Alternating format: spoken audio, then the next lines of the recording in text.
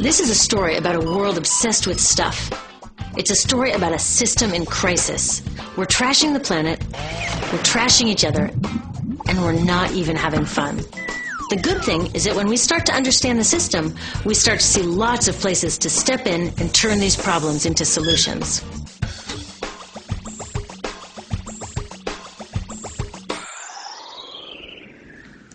Can I tell you, I love my Pantene Pro V. Of the dozen or so personal care products that I use every day, it's the one I can't live without. It says it gives my dull hair the ultimate cool shine. How does it do that? I was wondering that while I was lathering it in my hair one day, so I read the ingredients right here. Sodium lauryl sulfate, tetrasodium EDTA, methyl isothiazolinone. What is this stuff? I took this list to some scientists who know how to read it. Turns out my Pantene contains a chemical linked to cancer. And lots of other products in my bathroom, from sunscreen to lipstick and even baby shampoo, also contain chemicals linked to cancer or other problems like learning disabilities, asthma, and even damaged sperm. Like most parents, I try to keep my family safe. But now I find out my bathroom is a minefield of toxins? What are we supposed to do? To find out the answers, we have to go back to one of the key features of our materials economy: toxics in, toxics out. If, at the factory, you pour toxic chemicals into a product, like baby shampoo, you're going to wind up with toxic baby shampoo, and toxics in workers, communities, and, babies. So let's take a closer look at this toxic outrage where it seeps into our lives every day, in the bathroom. The average woman in the U.S. uses about 12 personal care products daily. The average man about 6. Each product containing a dozen or more chemicals. Less than 20% of chemicals in cosmetics have been assessed for safety by the industry's safety panel, so we just don't know what they do to us when we use them. Would you fly on an airline that only inspects 20% of its planes? Of course, not all of these chemicals are dangerous, but we know that many are. Some are carcinogens. That means that they can cause cancer. Others are neurotoxins and reproductive toxins, proven to mess up brain development and reproduction in animals. Wait a minute, we're animals too. It's like a giant experiment. We're using all these mystery chemicals and just waiting to see what happens. One thing we do know is that they're getting inside us. I had my body's toxicity levels tested, and I'm loaded with things like mercury, flame retardants, triclosan, and lead. We all are. Even babies are being born pre-polluted. Now, I know we can't live in a lead-free world, but do we have to put lead in our lipstick? I don't know. Maybe it's my fault. Maybe I just bought the wrong thing. At the store, the choices seem endless. I can get lipstick in 49 shades, or shampoo for hair that's too dry, oily, fine, limp, or frizzy. But what about the choices that really matter?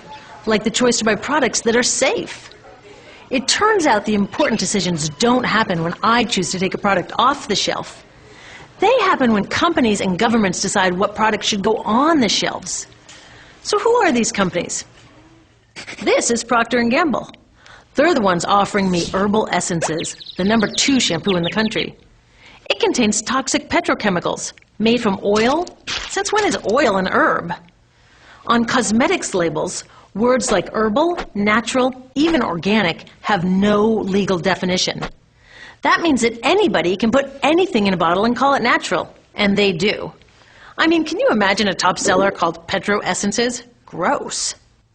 What's even nastier are hair relaxers marketed to 5-year-olds and skin whitening creams. These are super toxic, both in their ingredients and in the message they send about what beauty is. Oh, here's Estee Lauder offering me a chance to help find a cure for breast cancer. That's nice. But wait, they're also using chemicals linked to cancer. Don't you think the best way for Estee Lauder to fight cancer is to stop using those chemicals in the first place? So really, I get to choose between meaningless claims on a bottle. But these guys get the real choice about what goes into those bottles. And that happens back here, at the factories where they're formulated. Why do the makers of these products use all these toxics? Are they trying to poison us? No, they're just working from a 1950s mindset when people were totally swept up in better living through chemistry. In all that excitement, they forgot to worry about human health impacts. That was years ago, and they're still using these same old toxic chemicals. Today, big cosmetics companies say the doses of poison in their products are small enough to be harmless. Yeah, maybe if you use them once a year. I guess they never get out and see that their products are being used and combined with other products every day. A little toxic dose under your arms, a little more on your hair, on your lips. And workers in nail and hair salons get dosed all day long. So the industry is used to doing things this way. And they can. Because even now that scientists have linked the chemicals they're using to all sorts of problems, there are no laws to get rid of them. You're thinking, really? Come on, nobody's making sure that the stuff we smear all over our bodies is safe? Nope. The FDA doesn't even assess the safety of personal care products or their ingredients.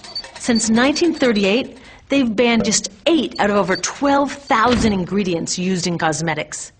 They don't even require that all of the ingredients be listed on the label. Now, this is an example where we can all agree a little more government action would be helpful. This lack of regulation leaves a huge hole that the cosmetics industry is all too happy to fill. They set up their own committee to self-police their products, and compliance with their recommendations is voluntary.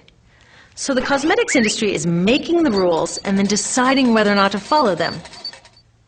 So you see, it isn't our fault that these toxic products are in our bathrooms. It's a whole broken system that's ignoring the simple rule: toxics in, toxics out. But we're not helpless. There are resources online that we can use to protect ourselves by identifying the best possible choices in the store.